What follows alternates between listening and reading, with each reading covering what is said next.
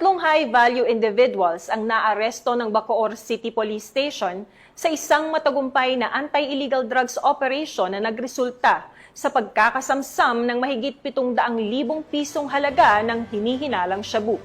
Patrolwoman Priscel May Urbano sa report. High-value individuals ang naaresto ng mga otoridad sa isang matagumpay na bypass operation na isinagawa ng Bacoor Component City Police Station sa lungsod ng Bacoor nito lamang madaling araw ng Martes, 14 ng Oktubre taong kasalukuyan. Kinilala ang mga suspect na sina alias Boss at alias Christian na kapwa residente ng Parañaque City at alias Emmanuel na taga Bacoor City. Isinagawa ang operasyon sa pakikipag-ugnayan ng Drug Enforcement Unit ng Bacoor Component City Police Station sa Philippine Drug Enforcement Agency. Isang pusher-buyer mula sa kapulisan ang nagpanggap na bumibili ng ilegal na droga dahilan upang maaresto ang tatlong sospek.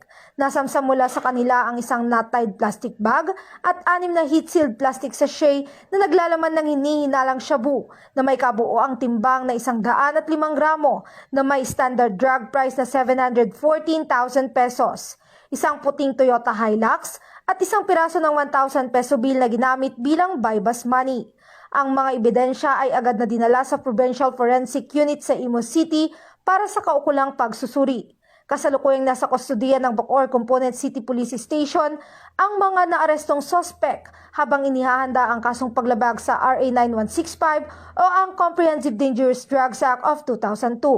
Ang nasabing operasyon ay bahagi ng pinaigting na kampanya ng Cavite PNP laban sa iligal na droga sa riyon para sa mas ligtas at mapayapang komunidad.